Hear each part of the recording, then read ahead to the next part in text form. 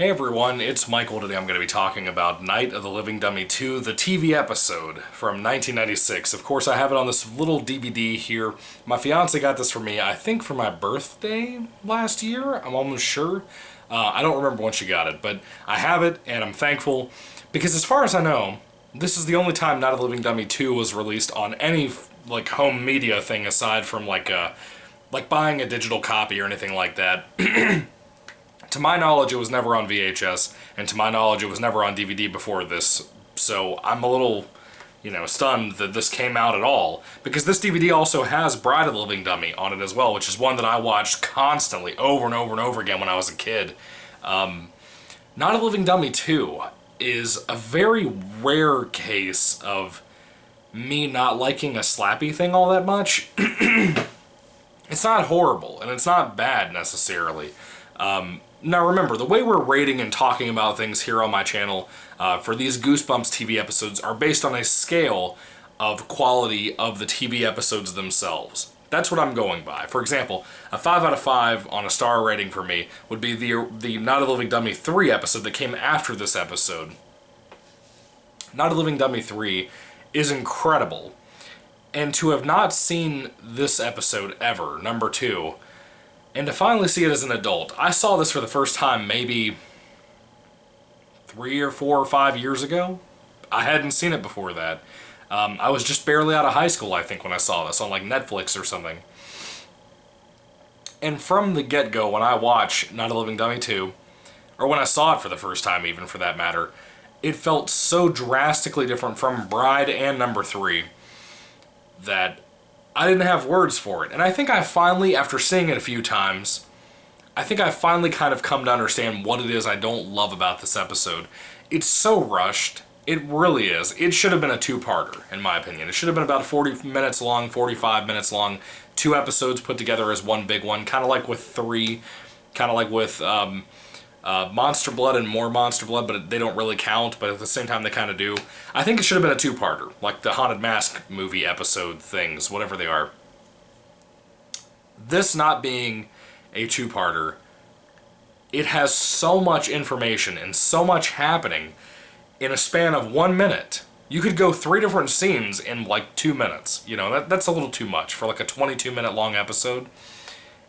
It flies by, but it's so rushed, and it just feels like it doesn't have any time to breathe. It's so... I have a theory that maybe this was meant to be kind of like with Monster Blood 1 and 2, the 2 episodes. I have a theory that maybe the original Night of the Living Dummy, which has been rumored to have been made and then not shown on TV because it was too scary for kids. I don't know how true that is, but if it was made, I have a theory that they made the first one into an episode, and then also made this, and they were going to play them back-to-back, kind of like they did with Monster Blood 1 and Monster Blood, More Monster Blood, whatever it was called. I have a theory that's what they were going to do, but it didn't happen. We only got 2, 3, and Bride, sadly. The quality of filmmaking on this episode is just... it's pretty rough. It's very, very low budget. Now, all of Goosebumps TV episodes were pretty much low-budget episodes. They did not have much behind them. And yet, the utilization by people like Timothy Bond for the Monster Blood episodes and for Night of the Living Dummy 3 were incredible. He really did a whole lot of work with that really impresses me to this day. And I talk plenty about that in my reviews for those episodes. This director, this group, this cast, all of these things are completely just wrong. Completely wrong. For anybody who doesn't know the plot of this episode, Night of the Living Dummy 2 is essentially about a young girl named Amy who is the middle child in a family. She has an older sister and a younger brother who are both very, very mean kids. Essentially, she always feels like she's attacked by everybody else, and she's into ventriloquism. She has a dummy named Dennis, and Dennis is falling apart. Like, his head will fall off in the middle of an act, or the middle of a joke, or anything like that. And she thinks it's really embarrassing, and she told her dad, after she, pouted and threw her arms together when Dennis' head fell off, she was like, "You told me you were gonna buy me a new one." And her dad was like, "Well, look behind the couch," and he bought her a new one. And it just so happens it was Slappy the ventriloquist dummy, basically the icon of Goosebumps. And, yeah, she opens it up, weird things start happening in the house once she reads the little weird card in his pocket on his chest, on his jacket. There's a lot to say about the casting of this episode. I don't really think anybody does a good job at all. I mean, it really, everybody's bad here, I think. And it's kind of bad in like a fun, campy B-movie way, kind of like with the Monster Blood episodes, mainly the first Monster Blood episode, like with the Aunt Catherine walking around dancing to orchestra music. But this episode, it doesn't have a whole lot going for it, frankly. I just don't think it's good. I think there's a reason there was no VHS or DVD release for this episode. It's not good. Compared, again, to many of the other episodes, but specifically for this series, within this Goosebumps TV adaptation show, whatever you want to call it, like you have Night of the Living Dummy 3 and Bride of the Living Dummy, for how great those two are, this is nothing compared to those. It really is. It's not the most amazing thing ever. And honestly, the first time I saw it, I was really let down. It just feels really bad. Just really rushed. Very, very quick, you know? But at the same time, it's slappy, and I enjoy slappy, so it stands out a little bit for me when it comes to other Goosebumps episodes, but not by much. It's more of like a rose-tinted glasses type of attitude towards it. I want to like it more than I do, really, honestly. Even the casting of Slappy, I'm almost sure that this is the same Slappy voice as from Night of the Living Dummy 3 and Bride, which I love that Slappy. I'm pretty sure it's the same voice actor. They misused him so horribly here for this first time that he ever played Slappy.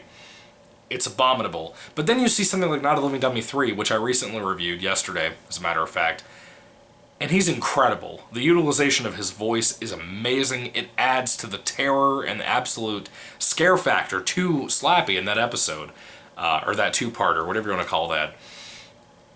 It isn't utilized well here. There's no real tension at all. There's no real scary, creepy, eerie thing in this episode. It just feels so bland. I mean, you would think even at the time when this episode came out, Slappy was a big deal, from what I remember, at least. I was very young. But anyway, you would think that they would have treated this, and at least Slappy himself, with more respect than what they actually did. I think they ended up paying off that with Night of the Living Dummy 3. That was a fantastic two-parter. One of the best things Goosebumps ever put out, obviously, for me. I would even say I like it better than the two Goosebumps movies with Jack Black, in my opinion. It's just really special, really charming.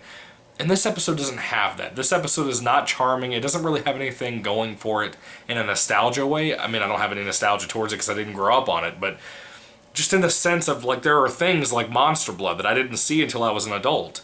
And I love the Monster Blood episodes. I don't know what it is about this episode. It just doesn't rub me the right way. It's just weird. It's just a weird episode.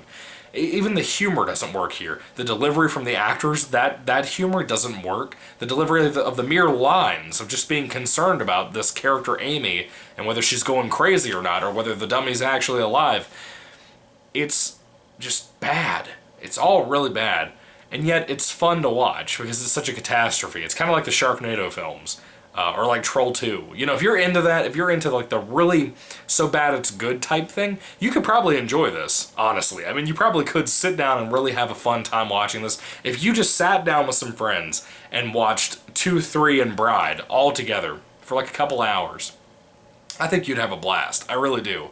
But other than that, I don't really have anything else to say about Night of the Living Dummy 2. It's not good. It's interesting, I guess, is the right word I would use, interesting. But it's not good, you know, by any means. Again, especially compared to 3 and Bride. They're incredible. This, no. It has nothing going for it, really. I love the design for Slappy with the red hair and all that. I know many, many, many book fans are not happy with that. I dig it. I really like it. I think it looks cool. I think that cartoony look to Slappy is genuinely scary to me. Even here, where this episode isn't scary or anything, the look of that dummy is special. I don't know what it is. It's very unique for me, especially compared to ventriloquist dummies in general in the world. I wish I had been able to grow up on this episode, because I feel like I would have had a better appreciation for it. That's why I don't completely, you know, slander the people who love this episode or think it's the best dummy episode. That's fine, whatever. I wish that I got to grow up on this episode, on like VHS or something, so that I would have been able to possibly end up loving it the way I do 3 and Bride. I don't know though. It just, I almost wonder if that would change anything, because 3 and Bride are way more high quality than this, I think. Again, that rushed feel to this episode is just not good. It's not a good thing. It really kind of ruins the pacing of the entire episode. It should have been a 2-parter, honestly. But otherwise, guys, I don't have anything else to say about Night of the Living Dummy 2. What did you guys think about it? Put your thoughts and comments down in the comment section down below. I'd love to hear what you have to say about this episode in particular. It's very short, very quick, and not very memorable, especially compared to a lot of the other slappy stuff that's out there. But anyway, if I had to rate Night of the Living Dummy 2's episode on a 5-star basis, I think I'd give it a 3 out of 5. I can watch it anytime. I can literally sit down and enjoy it. It's 20 minutes. It flies by. And yet, I don't love it. I don't really have any reason to adore it, other than Slappy being in it, which even he doesn't act like the Slappy that I know from 3 and Bride. Yeah, that's the Slappy that I grew up on. I think it's better than the book Slappy. I think it's better than the movie Slappy. Everything from the voice to the color with the red hair and all that, everything about him. And yet, again, this first episode of them ever having Slappy in the show, it just doesn't work for me. I just don't like this Slappy in this particular episode. I don't know. He doesn't feel right. He doesn't feel like they really understood where they were going to take this performance for Slappy yet. And 3, they got it down perfectly, like the next year.